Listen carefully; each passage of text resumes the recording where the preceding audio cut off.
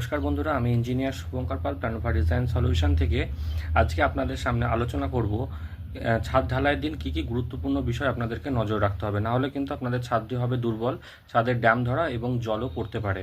এর আগের একটা ভিডিওতে আমি বলেছিলাম ছাদে রড বাঁধার সময় কী কী জিনিস আপনাদেরকে খেয়াল রাখতে হবে।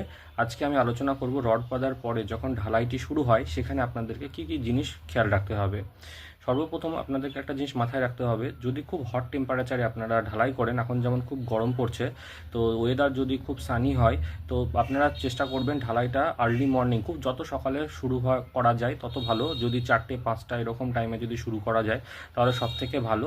কারণ আমাদের একটা জিনিস মাথায় রাখতে হবে, ওয়েদার ঠান্ডা থাকা অবস্থাতে যাতে ঢালাইটা হয়ে যায়।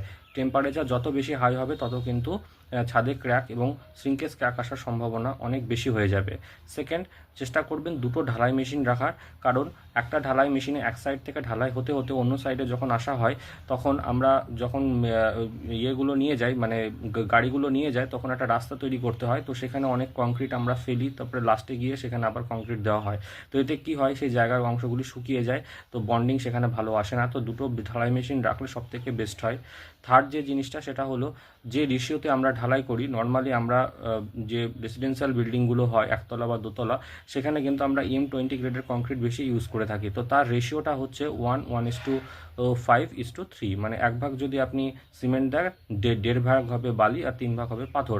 তো এই রেশিওটা যখন মেশানো হয়, মিক্সচার মেশিনে মেশানো হয়, একটা কনস্ট্যান্ট কাউকে সেখানে রাখবেন, রেখে যাতে সঠিক পরিমাণে প্রত্যেকটা চালানে যাতে সঠিক পরিমাণ মিশ্রণটি পড়ে সেই দিকে যেন খেয়াল রাখা হয়। অনেক সময় তাড়াহুড়োর মাথায় কি হয়, ওই মিশ্রণটি ঠিক থাকে না, কোনো সময় বালি বেশি পড়ে যায়, তো কোনো সময় পাথর বেশি পড়ে যায়। এতে কিন্তু সিমেন্টের যে স্ট্রেংথ, কংক্রিটের যে স্ট্রেংথ, সেটা কিন্তু এফেক্ট করে। ফোর্থ যে জিনিসটা সেটা হলো, যখন আপনারা ঢালাই করবেন অবশ্যই ঢালাইয়ে আপনারা অ্যাডমিক্সার অথবা আপনার যে কেমিক্যাল আছে সেগুলো ইউজ করবেন। এতে কি হয়, ওয়াটার সিমেন্ট রেশিওটা যদি ভুলভালও হয়ে থাকে তখন এই কেমিক্যালটা কিন্তু আপনাদের সাহায্য করে। কারণ নর্মালি আমরা 1 বস্তা সিমেন্টের সাথে 30 লিটার জল ইউজ করি।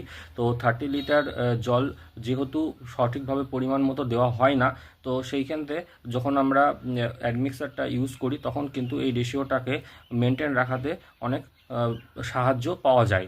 নেক্সট একটা খুব গুরুত্বপূর্ণ জিনিস যেটা আপনাদেরকে খেয়াল রাখা উচিত, সেটা হলো যখন আপনারা ঢালাই করছেন সেই টাইমে কিন্তু আমরা ছাদে একটা ঢাল দিয়ে থাকি যাতে ওয়াটার পাসিংটা সঠিকভাবে হয়। তো ঢালাইটা যেন মিনিমাম 1 ইঞ্চি হয়ে থাকে। ছাদ ঢালাই 5 ইঞ্চি থেকে 5.5 ইঞ্চি করাটা সব থেকে বেস্ট। আর যদি আপনাকে ঢাল দিতে হয় তাহলে মিডিলে 5.5 ইঞ্চি রাখবেন, যেখান দিয়ে আপনার ঢালটা হচ্ছে সেখানে 4.5 ইঞ্চি রাখবেন। মোটামুটি 1 ইঞ্চি ঢাল মেনটেন করার চেষ্টা করবেন এবং ঢালটা 2 দিকে দেওয়ার চেষ্টা করবেন, কখনো 3 দিকে